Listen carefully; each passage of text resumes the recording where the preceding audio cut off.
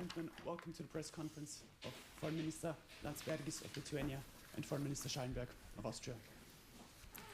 Thank you, ladies and gentlemen. I'm extremely sorry, and my apologies that we are late. It's always when Gabrielis and I come together, there are many subjects that we come from one to the other. I'm extremely happy to have you here. It's actually, we meet every 4 weeks. Yes. I've been to Vilnius.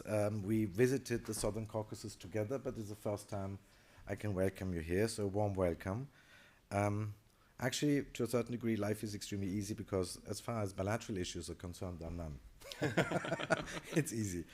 I could say the only thing I would like to see is more trade, more exchange, more visits, and so on. On European level, we're extremely like-minded countries. I can hardly think of any topic where we are not side by side, shoulder by shoulder. We want a strong European Union. We want a strong common foreign and security policy. And I have to say, and I say it again and again because it's important, I've never seen this sense of unity and togetherness that we have experienced the last 10 months since the breach of civilization of when Russia attacked brutally Ukraine on the 24th of February. And I believe we both agree that the biggest task we have ahead of us is keeping this unity at all costs. This is our strength, and we have proven in the last 10 months that if we stand together, we are a formidable force. And we have to keep this unity. We have to keep, as Josep Borrell formulated it, strategic patience. And without losing, I would say, a sense of proportionality. And everybody has, and you bring with your specific historic experiences and your viewpoints, you bring a very important voice and view to the European table. And at the end, we know that we always have to find a solution together and that we have to fight and march together. Main point was obviously the Russian war of aggression. Let me tell you that what we are seeing, and we have, for me, that 2 points which are very important. A, to continue the support. Austria has offered 87 million euros in humanitarian aid, far over 1,000 tons of material. Now our focus is to help the Ukrainians during this winter, because we are faced with a Russian army which is cynically targeting directly civilian infrastructure, cynically trying to make life miserable for the Ukrainians. As far as heating, water supply, and energy is concerned, we have already sent 300 generators and transformers, and we continue to do so. So this will be the main focus for us in the next coming months. We have supported with 3.8 million euros the very valuable initiative by Ukraine, grain from Ukraine, so that they can export the grains to those countries most in need, especially in Africa. And another point, the second point, which is important for me, is accountability. There cannot be impunity for war crimes. And yes, the Commission of Inquiry of the Human Rights Council, I'm very proud that it is seated in Vienna, it is working from Vienna, has established in its report clear evidence of crimes against humanity and war crimes. And Austria is actively supporting the International Criminal Court, financially and with experts. And we are now working on establishing and equipping forensic teams, which can work in Ukrainian forensic teams, which can work in the newly liberated region of Kharkiv. And I believe this is something which is, from us, our point of view, extremely important, that if we want European international law to prevail, accountability at the end of the day is of prime importance. Obviously, there are many other subjects with our focus on Ukraine. We're not forgetting about the crackdown in Iran, the nuclear threats by North Korea, situation in Mali and Ethiopia. So I'm looking forward to continuing this discussion. We will see each other again next Monday, Gabriel, but again, a very warm welcome here in Vienna. Well, thank you, dear Alexander. Indeed, it's a great pleasure to be in Vienna for the first time. I know that there hasn't been a bilateral visit from our side to Austria for quite a while, so I'm happy that we're fixing this. The first reason for the visit, one of the main reasons, was to say thank you to Austria and to you personally, and to the government that you represent for being one of the first countries to support Lithuania when we faced our migratory pressures from Belarus. And as you know, Lithuania is far away from migratory tracks, traditional migratory tracks of Europe, but with assistance from our neighborly dictator, we managed to actually find ourselves on one. With little experience of how to deal with these issues, we truly looked for assistance from our friends in Europe, and Austria was one of the first countries to offer assistance, and very practically so. Your police came to work with us, you personally, and then current Chancellor, then Minister of Interior, arrived with political support, and then throughout the conversations in Brussels that we had, we always felt Austrian shoulder when we needed that. So indeed, it is very well noted, and it will not be easily forgotten as a very good example of countries coming together in times of need. Yes, indeed. The main question that we've discussed is Ukraine. As you know, Lithuania is in the forefront, not just geographically, but also politically in support of Ukraine. Therefore, we're doing our best to bring the countries together to continue support. And I'm glad that this visit and our conversation shows that there's, even though Austria is neutral country, but there's no neutrality when we're talking about brutal war of aggression in Ukraine. And we all do what we can in order to support Ukraine. Yes, indeed. Now the winter that has started will prove not just how resilient Ukraine is. I think that they will manage whatever Russians or nature throws at them, but it will prove how resilient we are in offering assistance, in offering help. And now they need a lot of it. Not just with weapons, that we are constantly asking those who can deliver weapons to Ukraine, that would be delivered. Lithuania is doing our part, but also those who cannot deliver weapons directly, that they would deliver anything else they can, in a sense, transformers, generators, everything that would help them withstand the pressures delivered to them by Russian and Iranian missiles and drones, and also by nature, which is quite unforgiving in Ukraine. So I'm very glad with the stance and the decisions made by Austrian government to support Ukraine.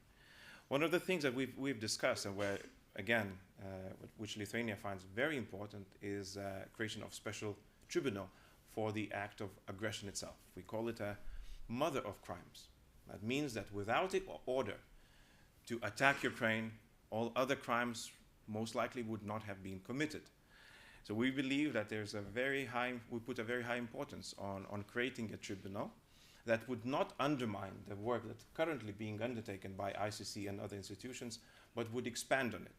And actually look for the people, in some cases it's not very difficult to look for them, who gave the order to attack, who made the decision, who were supported by others in order to attack a neighborly, peaceful country.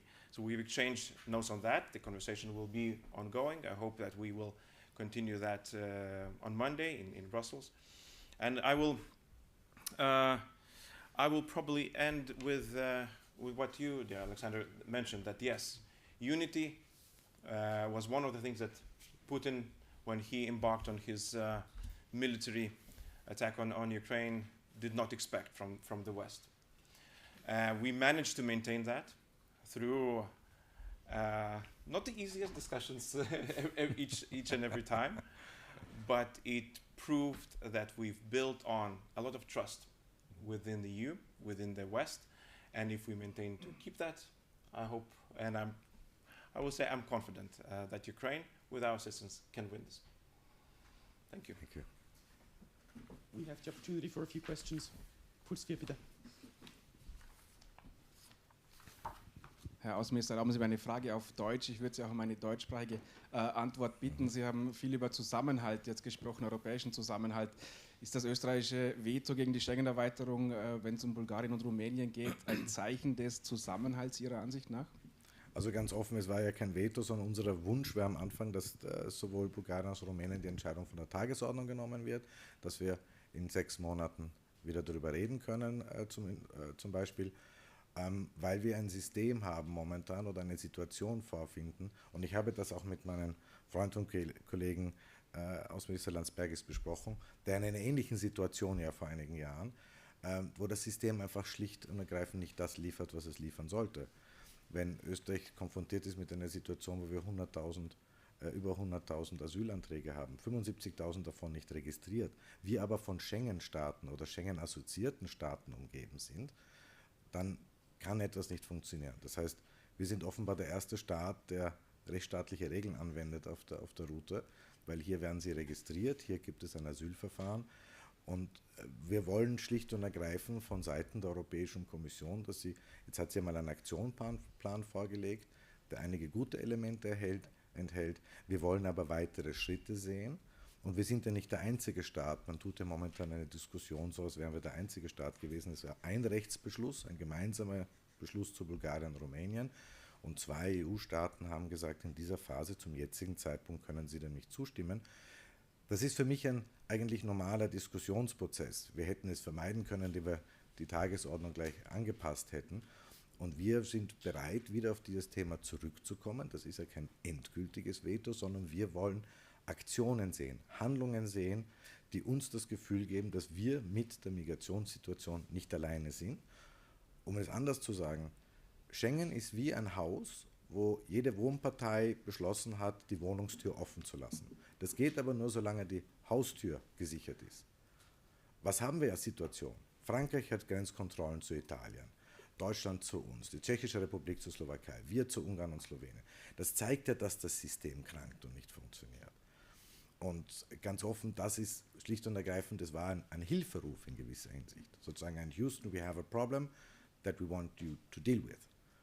Und mehr ist es nicht und das hoffe ich, dass wir in den nächsten Monaten jetzt auch entsprechende Maßnahmen von Seiten der Europäischen Kommission sehen. Denn Österreich ist ein großer Profiteur der Mobilität. Wir sind ein großer Profiteur und Unterstützung von Schengen. Aber es ist auch eine Sicherheitsfrage. Wenn 75.000 Menschen durch mehrere EU-Staaten marschieren können, ohne dass sie irgendwo Fingerabdrücke abgeben, ohne dass sie irgendwo registriert werden, dann habe ich auch ein Sicherheitsthema auf diesem Kontinent. Gerade in einer Situation, wo wir in einer ganz systemischen Auseinandersetzung sind mit dem größten geografischen Nachbarn Europas, nämlich Russland. Aus der Presseagentur. Sorry, that was on. Voilà. Guten Tag, Gisela Hinschinger. Zu dem Thema anschließend, der rumänische Botschafter ist zurückgekehrt in seine Can we switch over to English maybe? Otherwise it is, sorry. No, I understand German. So. I give it in both English and German. Verstehen Sie? Ja? Okay. The Romanian ambassador has left the country. I would like to know how Austria is going to react and it's going to mend the relations. Yeah. No, to be very clear, and the question beforehand was on unity in the European Union. Ja. Also soll ich auf Deutsch? Ist das für dich okay? Oder? Ja, das ist okay. Also ich bedauere natürlich diesen Schritt. Ich halte ihn für überzogen. Werde natürlich selber auch direkt das Gespräch suchen. Ich glaube, wir müssen die Diskussionen dort lassen, wo sie sind. Es geht um eine letztlich politisch-technische Frage, wie wir diesen Schengen-Raum so gestalten, dass er Sicherheit bietet, dass er das bietet, wofür er geschaffen wurde. Mobilität nach innen, aber Sicherheit nach außen. Das ist das wesentliche Ziel. Und ich glaube, da gibt es große Einigkeit in der Zielsetzung und die Möglichkeit, auch gemeinsame Wege zu finden. Ich glaube nicht, dass es jetzt ein Anlass sein sollte, um hier, und ich sehe auch überhaupt aus persönlicher Warte keinen Anlass dazu, hier jetzt daraus sozusagen ein Zerwürfnis zu machen in den bilateralen Verhältnissen. Wir haben gute, starke Verhältnisse mit Rumänien, das sind Freunde von uns.